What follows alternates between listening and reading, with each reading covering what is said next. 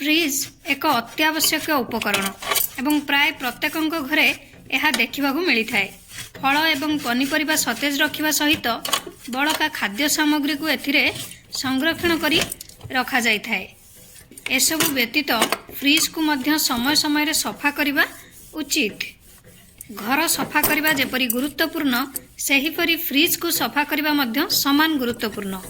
आज आसतु आमे किछि सहज उपाय जानिबा जहाद्वारा आमर फ्रिज को शीघ्र सहज उपाय पूरा सफा करि परिबा। गुड आफ्टरनून आपण समस्त को मो तरफ नमस्कार। आशा करुच्ची आपण माने समस्ते भलरे थिबे। ताले चलंतु वीडियो आरंभ करिबा।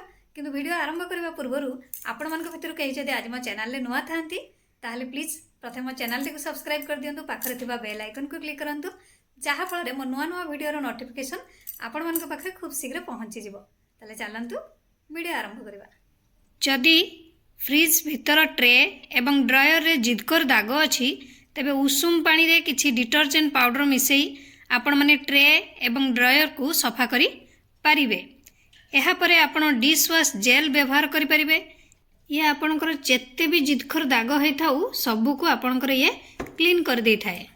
फ्रिज भितर को सफा करबा पई आपण माने गोटे पात्र रे किछि पानी नियंतु। पानी रे किछि भीम जेल मिसांतु। मिसई आपण माने एक स्पंज साहाय्य नहले कॉटन कपड़ा को बुड़ाई आपण माने फ्रिज रे भितरटी को आराम से सफा करि परिबे। तापरे सुखिला कपड़ा रे संपूर्ण फ्रिज टी को पोछि देबे।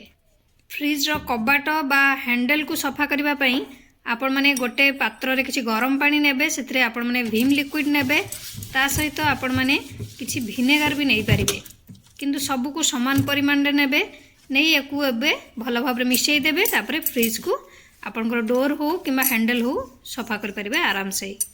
जदि फ्रिज भितरे पूरा जिदखोर दाग हो जाइछि तो आपण माने 2 चम्मच बेकिंग सोडा सहित 2 चम्मच विनेगर मिसई गोटे पेस्ट प्रस्तुत करंतु।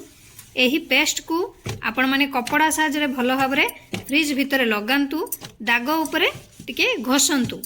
घसिला परे कपड़ा को ओदा पानी रे बोड़ाई चिपुड़ी भल भाव फ्रिज को पोछि दियंतु। देखिए फ्रिज भीतर सफा हो ता सहित बढ़िया सुंदर से भी बास्ना करिवो। आशा करुच्ची आपण मानक वीडियोटी भल लगी। जदि भल लगी थाए ताले निहाती लाइक कमेंट शेयर सब्सक्राइब करदेवे। मते ताले विदाई दियंतु। पुणी देखा हबो नेक्स्ट वीडियो रे। नमस्कार।